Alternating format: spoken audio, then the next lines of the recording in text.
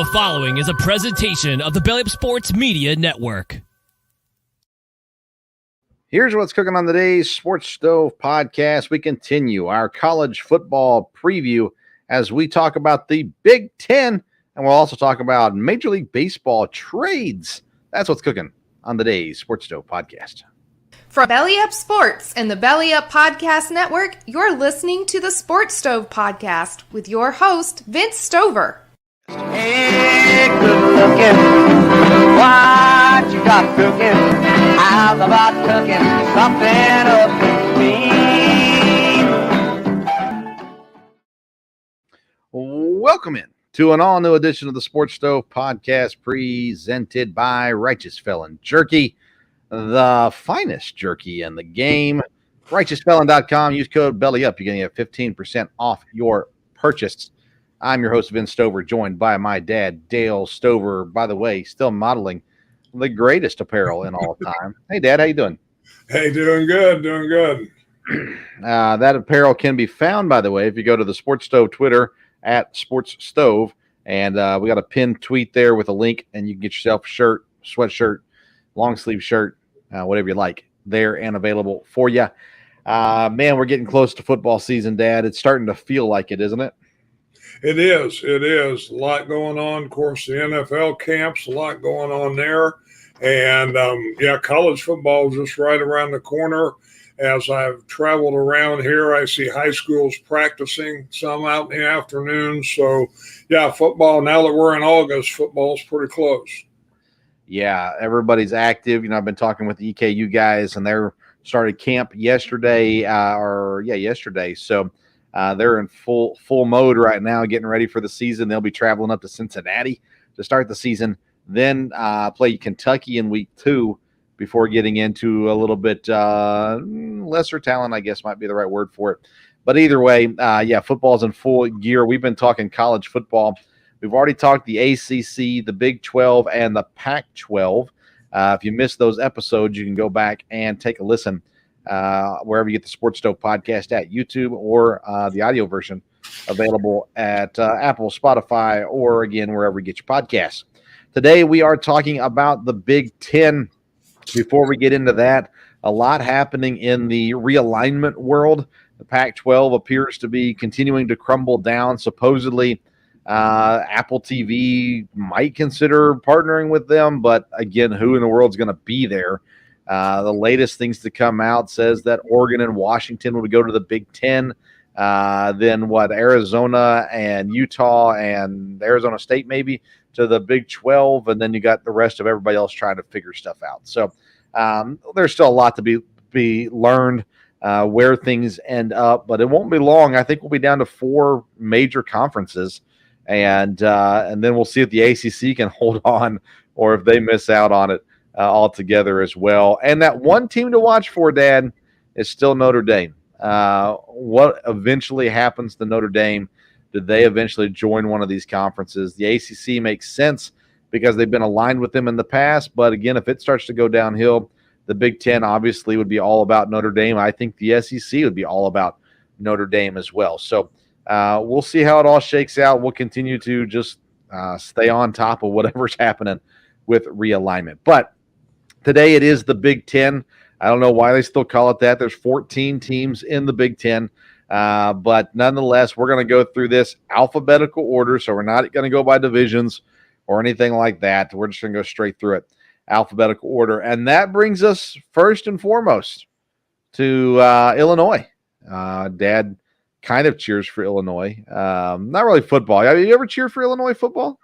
A little bit more in basketball. I'd be more, of a Tennessee fan, but I like Illinois, as far as in the Big 10 is concerned, I'd be for them in most games. So, and they've, now that they've picked up a little bit, and I think the biggest change, it was funny as I was preparing for this here, as I read, they talked about a couple teams, and they said you could kind of see in Illinois what happens when you get a good coach.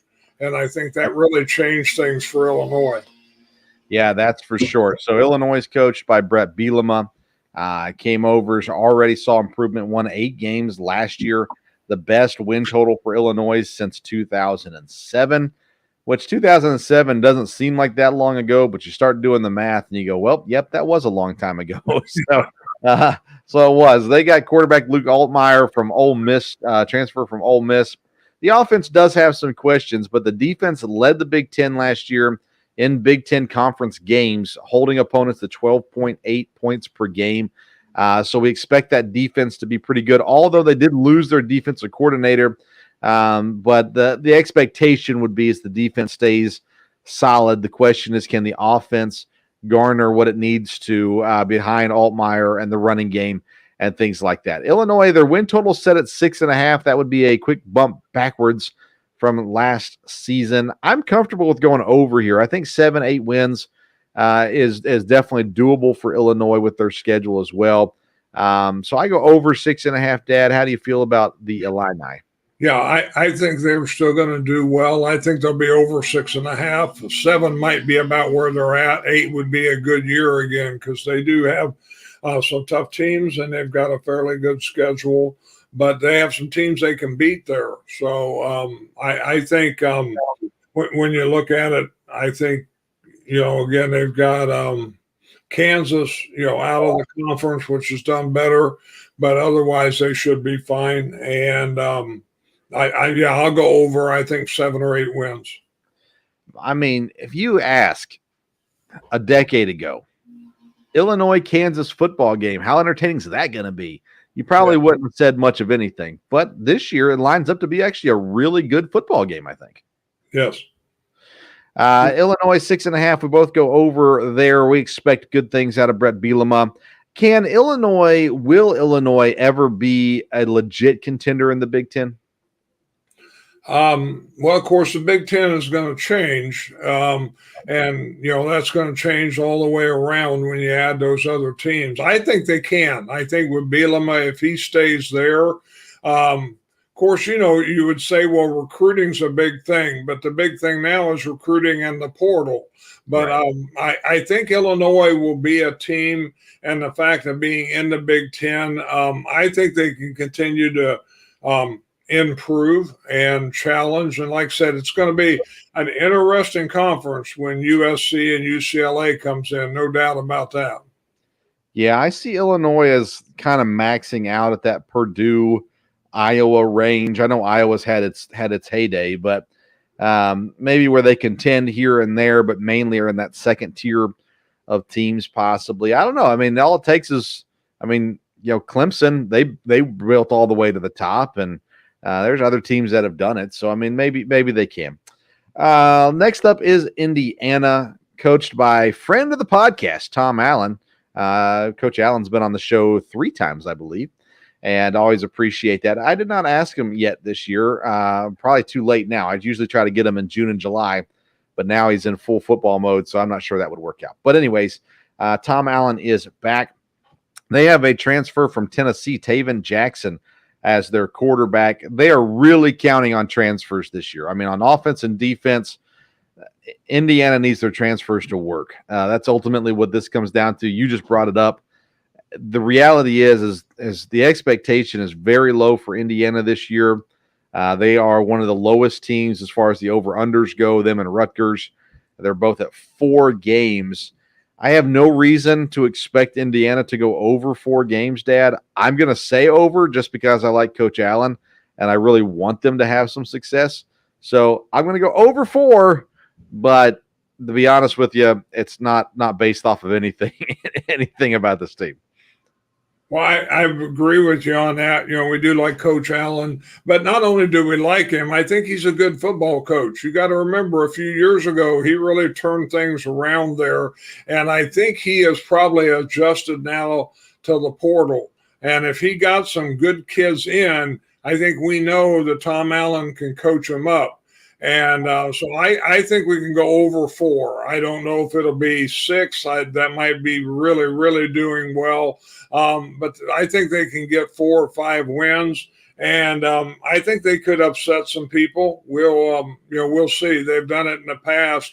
The year they were good, everybody overlooked them. Well, people are going to be overlooking them now, no matter what you say.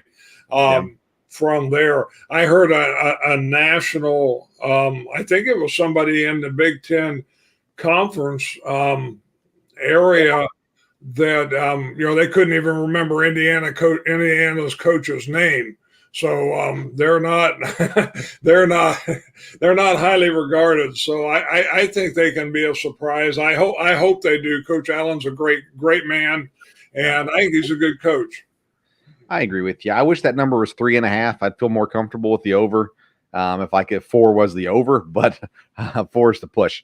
Anyways, yeah, Indiana, they're not going to contend for the conference this year, but time will tell.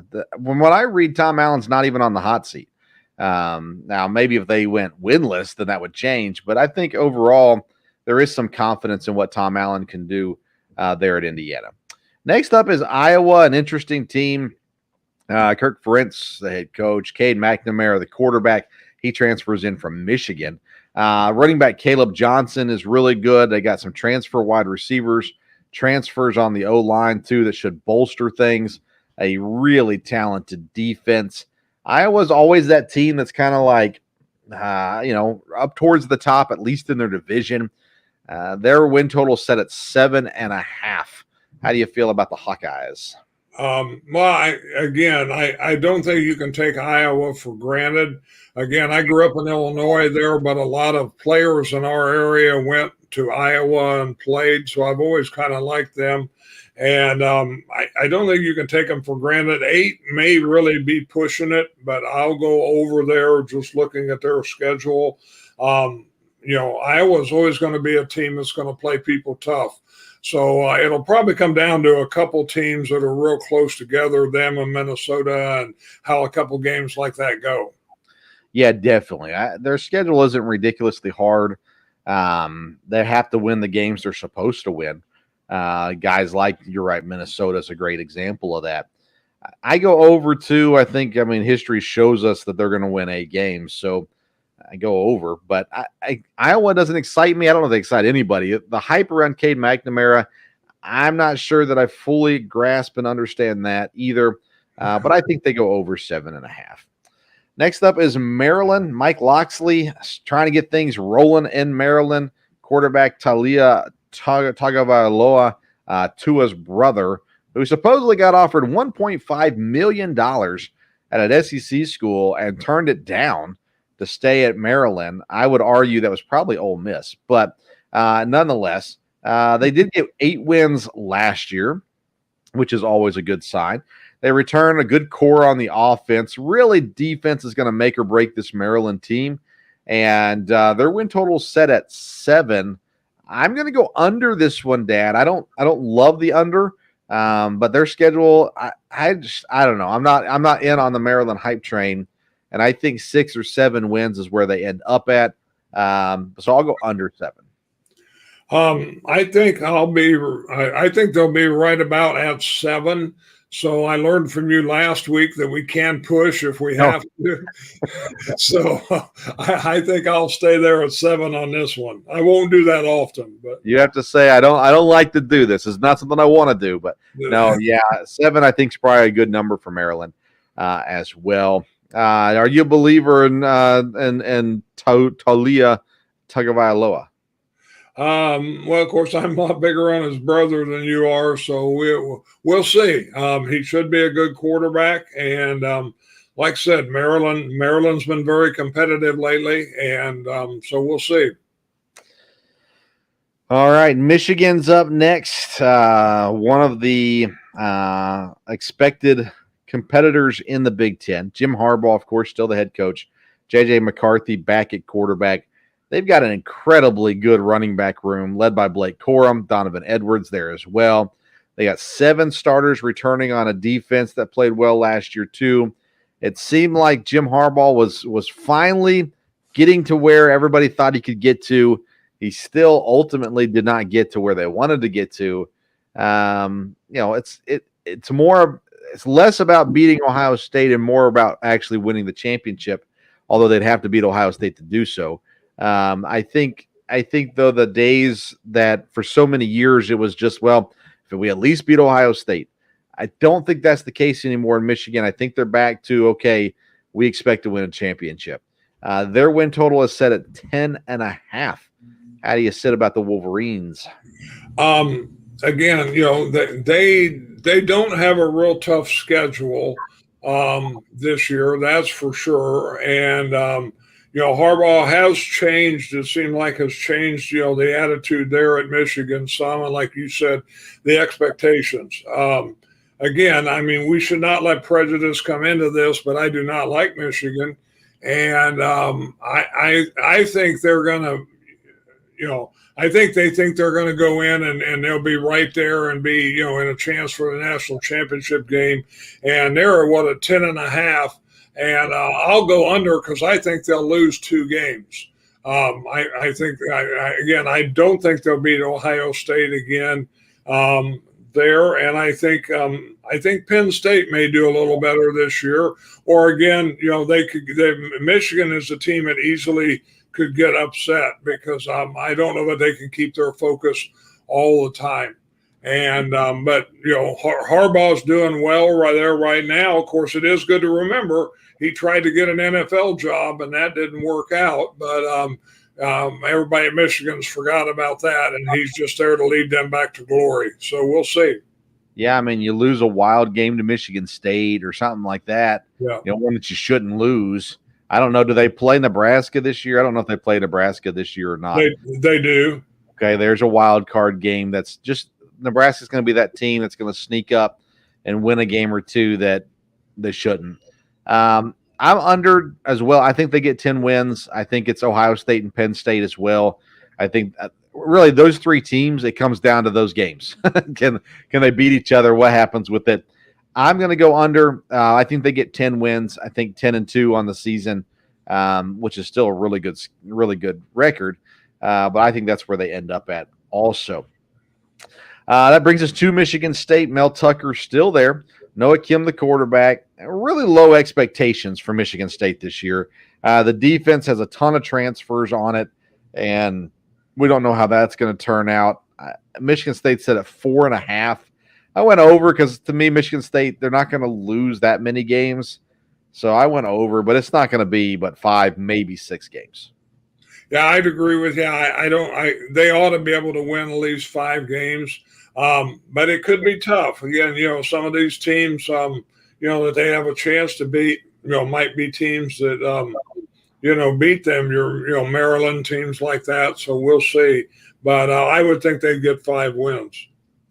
Not much excitement in Michigan State right now. That brings us to Minnesota. Row the boat. PJ Fleck still around at Minnesota.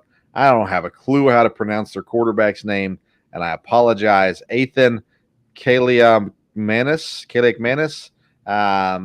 Supposedly, there's some expectation of the offense being really good. They lost a ton of things on defense. They lost 3 offensive linemen as well. And they have a really tough schedule. I looked at their schedule, Dad, and I looked at it and immediately said, no, they ain't hitting that. 7 wins is their win total. I go under. I think Minnesota's in trouble this year. Yeah, I think Minnesota, it could be tough there. I think I'll go under 7 also. I think the key to that would be an out-of-conference game with North Carolina. If they upset them, then that might be a whole different ballpark, a whole different story. But no, I'll go under on Minnesota also. All right, we're not high on Minnesota. Nebraska, brand new head coach, shiny new head coach, Matt Rule comes in after a failed time in the NFL. They get Georgia Tech transfer Jeff Sims as quarterback. Matt Rule's first year as head coach in a college program. His record at Temple and his record at where was he at before he went to Carolina? You remember? Baylor, yes, thank you. In his first year, a combined record of 3 wins, 21 losses. So I don't think the expectation should be super high in year 1 under Matt Rule. They have a ton of additions through the portal on offense. The reality is, though, this defense is going to take a ton of time to figure out. And I don't think this is a conference you want to have a defense that's trying to figure things out. His win total is set at 6 But history tells me if he's 3-21 at his other 2 stops, I'm going to go under 6 on Matt Rule. And I think that he wins 4 or 5. And I will predict this, Dad. I think Nebraska wins one game that they have no business in winning, and they surprise somebody. I don't know who that is. Is it Michigan? Is it Penn State? I don't know. They're going to beat someone they shouldn't beat, but I think they're going to lose enough games too. So I go under 6. Yeah, I'll go under 6 on them too. I do like Matt Rule, and I think maybe he's a guy that can turn things around there in Nebraska, but I don't think it'll be, this year. There's some good teams in the middle of the Big 10, and I think the middle teams are probably a little better than Nebraska. So I'll go under 6. Yeah, Matt Rule is a college coach. Urban Meyer is a college coach. What do we learn about Chip Kelly? He's a college coach. Matt Rule fits, and he's going to do well at some point, but I just don't think it's this year. So I agree with you as well. Northwestern, talk about a dumpster fire. Let's talk about Northwestern. David Braun is the current head coach after firing of Fitzgerald with allegations of different things going on for years. I read somewhere that Skip Holtz is coming in as a special advisor this year. He's been coaching in USFL here the last couple of years, and I don't know if that's true or not. I'd seen that somewhere. But anyways, they got a quarterback transferred in from Cincinnati, Ben Bryant. Their offense is going to be horrible. Their defense is going to be questionable, and they've got all kinds of drama surrounding this program this year. They come in with a whopping win total of 3.5. How do you sit with Northwestern? Yeah, Northwestern, with all the stuff that's going on, it's just a mess. I don't think there's any doubt about that. I don't think they have the people there, or maybe not even the coach, to regroup. And again, the conference has got some really good teams in it. So I'll go under on that. For years, Northwestern was a doormat. Then all of a sudden, they've become very respectable, have some good players, some good NFL players. Go out there, but this year they're just set up for a tough year, no doubt about it. Yeah, I go under, and it's hard for me to go under 3.5, but I'm going under. This team, I think they're in shambles, and I think it's going to be a struggle.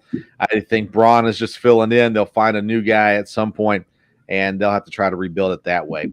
We'll talk about more about them when we get into our tiers in a moment. Next up is the Ohio State. Ryan Day there has not yet been able to live up to what Urban Meyer did, but he still had some really good teams. Kyle McCord, the quarterback, Marvin Harrison Jr. is right now being claimed to be a top 3 draft pick in the NFL, saying the best wide receiver prospect in a really long time. And him and McCord played together in high school, set records together in high school. So that's a good sign. Of course, they've got a solid run game. They've got an incredible offense, and they've got a really good defense as well. When you look at the Big 10, it comes down to this year to Ohio State, Michigan, and Penn State. Somebody has to win. 10.5 is the number, same as Michigan. I'm going over 10.5. I think they get 11 wins. How about you for the Buckeyes? Yes, I'll go over on that too. They're a strong team. They recruit extremely well. They get the players they want to get. And I think Coach Day is a good coach, so I think he'll have everybody back together. And, I'll go over. I think they'll probably be the class of the conference, or could be. Yeah, I think so. I think it's going to be tough. I think Michigan's going to be tough. I think Penn State's going to be tough. And I'm usually down on Penn State, by the way. But I think that they're going to be really tough as well. I just, at some point, Ryan Day has to get over the hump. And it seems like this is the quarterback, and this is the skill players to help him get to that point. Penn State is next. James Franklin, a guy that I do not like. As the head coach. Drew Aller is the quarterback. They've got an incredibly strong O-line. They've got good running backs. That's normal for Penn State. The question is, though, about the defense. Did the defense restock? Were they able to? They lost a whole lot. But if you look at Penn State's schedule, it's pretty easy. Basically, it comes down to beating Ohio State and Michigan. Other than that, there's very little competition for Penn State this year. 9.5 is the number. Due to the easy schedule, I think they at least get the 10. And so I go over 9.5 for the Nittany Lions. as painful as that is for me. How do you feel about Penn State? Yeah, I agree. I'm not a Franklin fan, but I do think they'll go over 10. They've had good teams the last couple of years and haven't been able to quite get up in that high echelon, and they may be able to pull that off. Again, their schedule really helps them. They've got a good schedule this year. Yeah, I mean, they had a flailing quarterback in Sean Clifford. Now the Green Bay Packers back up, which scares me to death. He wasn't a flailing quarterback, but I wasn't impressed. I thought he was overhyped. I just think this is the year. I think all the focus is on Michigan and Ohio State, where in the past Penn State's kind of been mixed in there a little bit more. But with Michigan winning last year and being good last year, that general thought I think is you got to watch out for them more. So I think Penn State gets the win against Michigan. Can they beat Ohio State? If they do, they win the conference. If not, they get 10 wins, which is still, again, a good season. Purdue's next. Ryan Walters, head coach. They get Texas transfer Hudson Card as their quarterback. They got a really solid offense under the leadership of Graham Harrell, a Green Bay Packer former quarterback. Of course, the Texas Tech guy as well. He's been around USC, different places, and he comes in as the offensive coordinator. They took the Illinois defensive coordinator as well. He led the Big 12 in defense last year. He's hoping to kind of do the same at Purdue this year. So the retooling of the coaching staff might be just what Purdue needed. Bringing in a good quarterback like Hudson Card helps too. 5 games is all that Purdue is being given.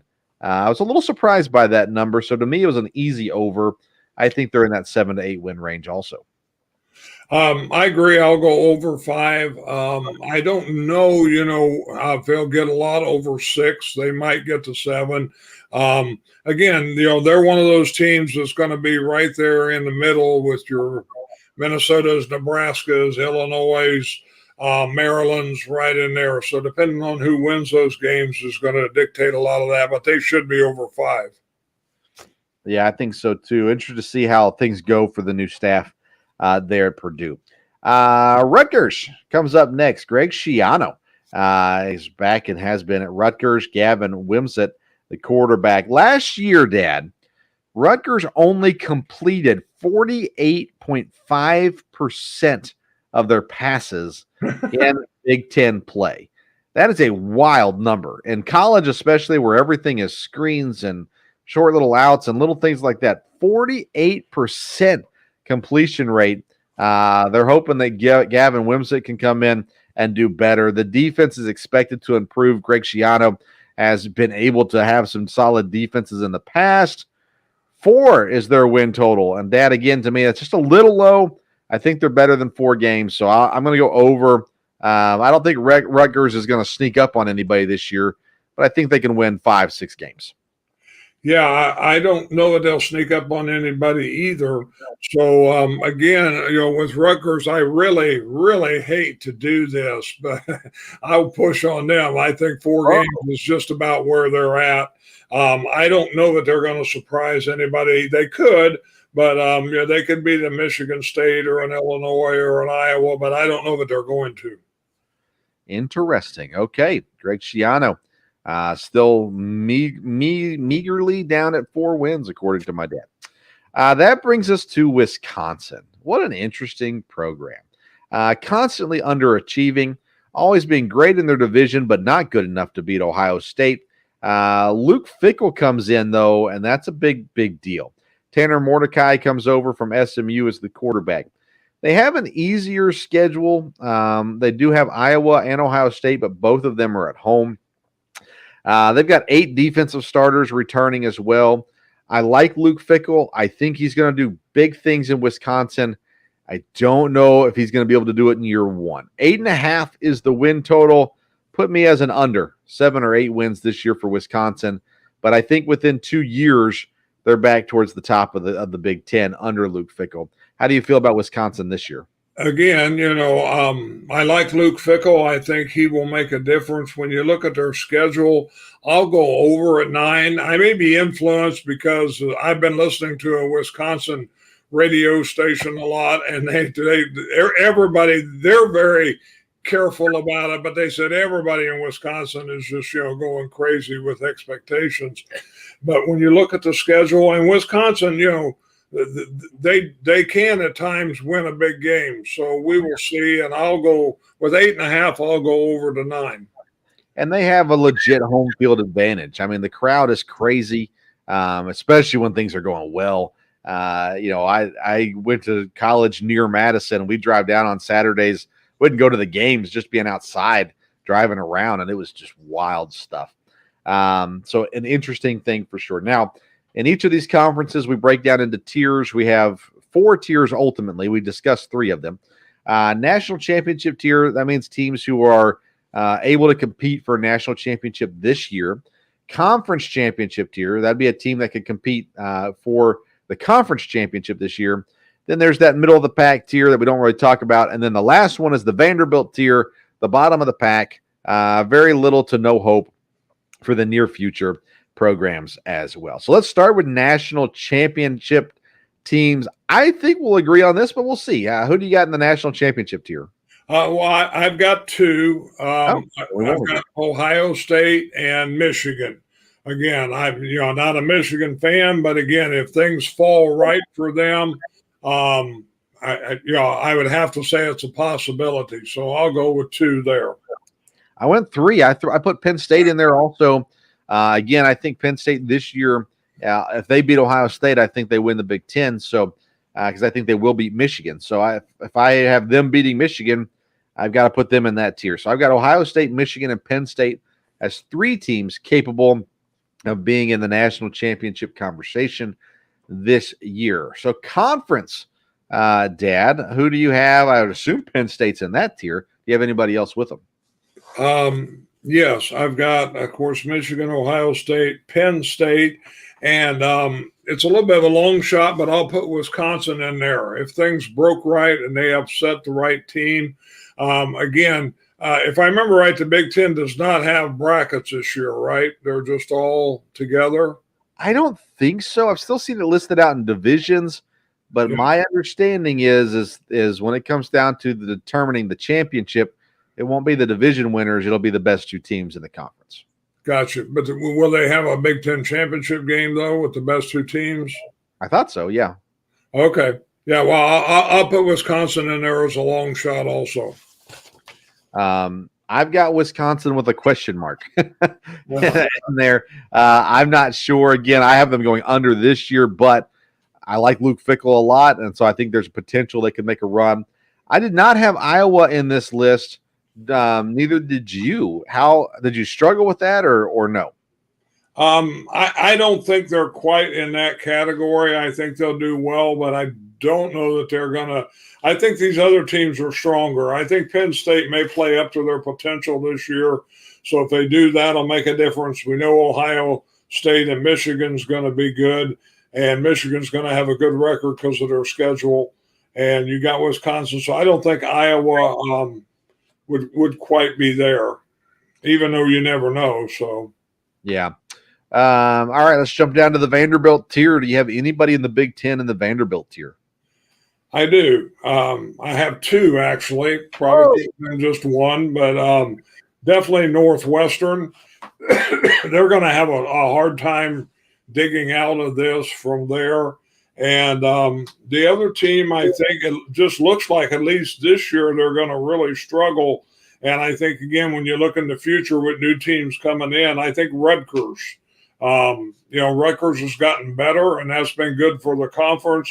But I think they're at the bottom also, and maybe not going up right away. Really? So you don't think Greg Schiano can pull it together?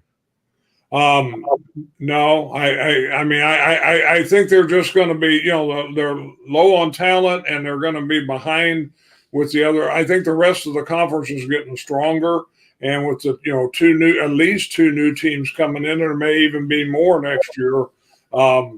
I don't see Rutgers. We've talked about some of these other teams that should be getting better. Nebraska should be getting better. We'll see what happens, with Indiana. But Minnesota, Purdue, I just think they'll all be a little bit ahead. Interesting. Yeah, I've got Northwestern in there also. I do not have Rutgers in there, but yeah, I think Northwestern has joined that town. I mean, I had Stanford there. We got Vanderbilt. I mean, it just kind of fits the mold, right? They need to start their own conference. You suggested that last year, 2 years ago. Smart schools or whatever, high academic schools. But anyways, we both have Northwestern there. Prediction time. Winning. I think I know your answer to this, but winning the Big Ten this year is Ohio State. Yeah, I agree as well. I think it goes Ohio State, Penn State, then Michigan. But I think those are the three teams we've already kind of talked about. I think those are the three you got to watch out for as well. All right, so next week we get to the SEC, and should be a fun conversation to have there as we dive into everything going on in the SEC football world. Again, you can go back and listen to the Big 12, the ACC, and the Pac-12 as we've discussed the last several weeks as well. Anything else on the Big 10, Dad, before we move on? No, again, I think it'll be a good conference. I think there's going to be a lot of good college football games this year, and there'll be a lot of good Big Ten games. I agree. All right, let's move on to baseball. Tuesday night was the Major League Baseball trade deadline. Fair amount of activity this year leading up to the deadline and at the deadline. Not a whole lot of huge names getting moved, but definitely some important characters getting moved around. And maybe more impressive or more content creating is the lack of movement by some teams as well. So I want to get into the winners and losers. And by this, I mean teams that improved themselves and teams that failed to improve themselves. So not necessarily, I'm not going to make the Mets a winner because they traded out two guys. Or I'm not going to make, somebody like that a winner. Teams that improve themselves. I'll give you, Dad, I got four that I think really did themselves well. The Rangers and the Astros. They added old pitchers. Now, at the beginning of the year, I kind of knocked New York Mets with this signing the old guys. But where we are in the season, you got to find teams that are willing to go for it. Houston and Texas both went out and got guys. The Rangers got multiple guys, including Max Scherzer. The Astros go back and bring back Verlander. I like both of those moves. Those two teams are fighting out the division, and I thought both of them did what they needed to do to get a little bit better. The Angels are a team that I was impressed with, Dad. This is the team that, you sit here and you go, okay, are they going to make the playoffs? I mean, they're within the hunt, but a lot of people thought, well, would they trade Shohei, which we told you from the get-go they weren't going to do that. But they ended up adding guys, including Lucas Giolito from the White Sox, C.J. Cron from the Rockies. These guys are not massive superstars by any stretch of the imagination, but they make the team better. And I thought the Angels decided, hey, we got to make a run for this playoff wild card spot because the Red Sox, because the Yankees have kind of been faltering and may have opened the door for the Angels to be buyers at the deadline. And then the last one's the Dodgers. They made several moves. Lance Lynn, Ahmad Rosario, Kiki Hernandez. I like the last move they made, though. Ryan Yarbrough coming over from Kansas City, the pitcher. I think the Dodgers did a good job of just shoring up their rotation. They're already in the lead in the division there out the NL West. I thought they made the right moves just to improve the team. They didn't get drastically better. I think they just kind of solidified what they're doing. So those are the winners that I have. Anybody stand out to you as a winner at the trade deadline? Well, I had those three teams as well, and I've got two others that I think helped themselves. I don't know if they'd be as big a winners. I think Philadelphia did well, the Phillies, and I think Tampa helped themselves a little bit with the pitcher they picked up. They didn't stay stagnant there, and because they're in the hunt. So I think both those teams probably helped themselves a little bit too. Yeah, I put them a tier below. They did I liked what Philadelphia did for sure. To me, there were just some pieces added. I don't know. I think Philadelphia is going to make the playoffs, and if they make the playoffs, they're going to be scary.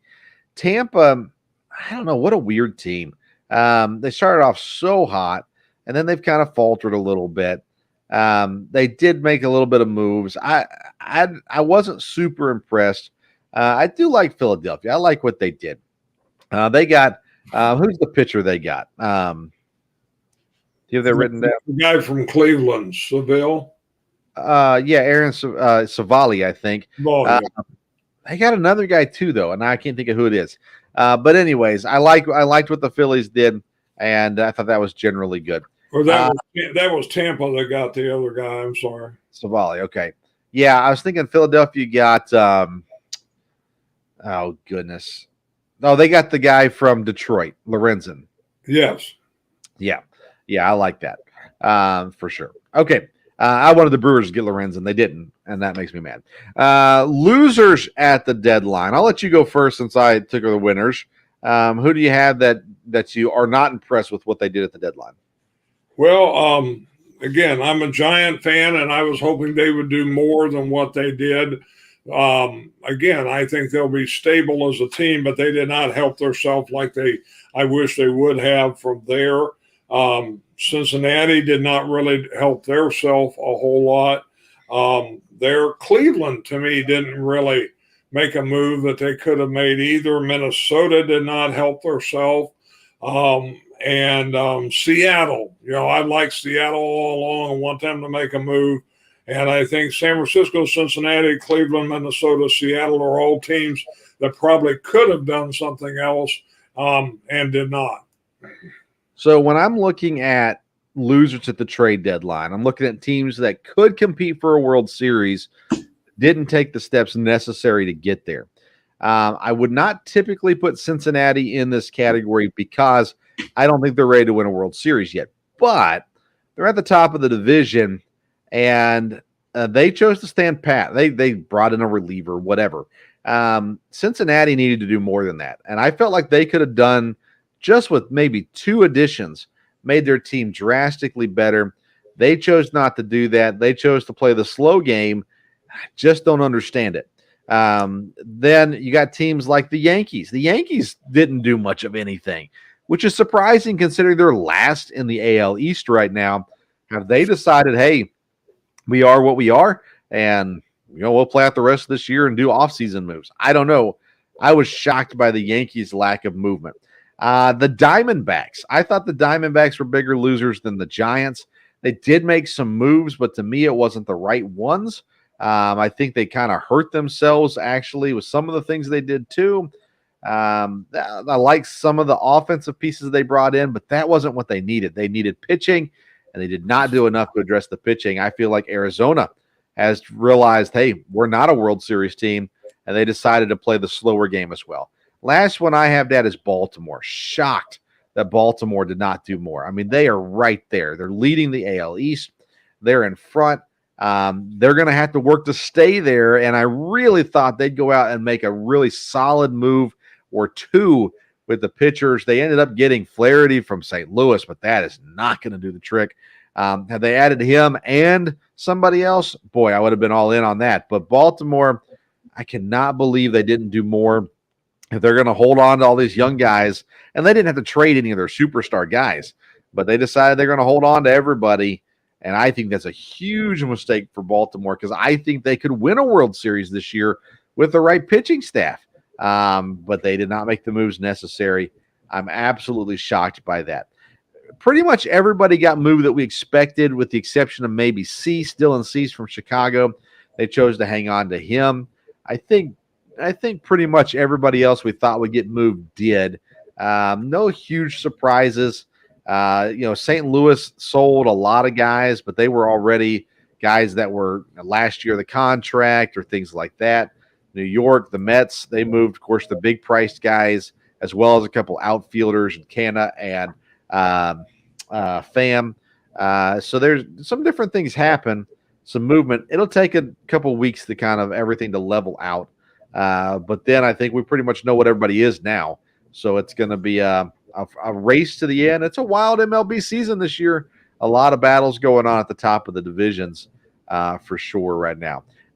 When you're watching baseball, who are you watching the most of right now? Well, I mean, I'm keeping up with San Francisco and the teams out west. So I was wondering when you talked about people that moved or didn't move, were you surprised that Rodriguez from Detroit said no thank you to the Dodgers? Yes. I have not read much on it yet, and I don't know why he said no. I don't know if that's been reported anywhere or not. But I am surprised that you would not want to get out of Detroit and go to a contending team at the Dodgers. Very surprised by that. And I heard there were 10 teams on his no trade list, and the Dodgers were one of them. And turned it down. They wanted him. I don't know what he's thinking. I mean, is there something about the Dodgers that I don't know? I don't know. Yeah, I was very surprised by that. Gotcha. Me too. Yeah, I'm trying to think through because they traded Lorenzen. I figured at least one of those guys get traded. I guess Rodriguez, he started off so good this year. I figured he'd have a lot of suitors. But yeah, like I said, I think generally speaking, nothing super surprising. Verlander, that one was a little surprising. It makes sense for Houston because Houston knows him. He was there. I didn't think Verlander would get moved. I'm surprised the Mets moved on from the pitchers and basically kept their offense intact. And, of course, Scherzer came out and said, when the Mets told me that they weren't looking to win until 2026, it was time for me to go. And so they apparently have a plan. You know, they got a plan, so see how it all shakes out. You can get more baseball coverage Sunday night on the Sports Stove Fantasy Baseball Show. Yes, we talk fantasy baseball, but we also talk Major League Baseball news as well. So that'll be live Sunday night, 8 o'clock. Then also tune in tomorrow night, Thursday night, for the next Sports Stove local hour. It'll be out on YouTube at 8 o'clock Thursday night and then available in the audio format wherever you get your podcasts as well. We're previewing defensive line with defensive line coach Jeremy Hawkins. And my co-host Ryan is a defensive lineman at EKU, so we'll get some good insight from him as well. Then next Wednesday, we'll be right back here at the Sports Stove Podcast covering the SEC. And then before long, Dad, we'll be talking NFL. It's going to be a good time rolling forward. Anything else before we close down the show tonight? No, I don't think so. Like I said, baseball's coming down interesting. And, of course, the NFL is interesting. You know, it's happened the last couple of years. There's been a rash of injuries so far in the NFL.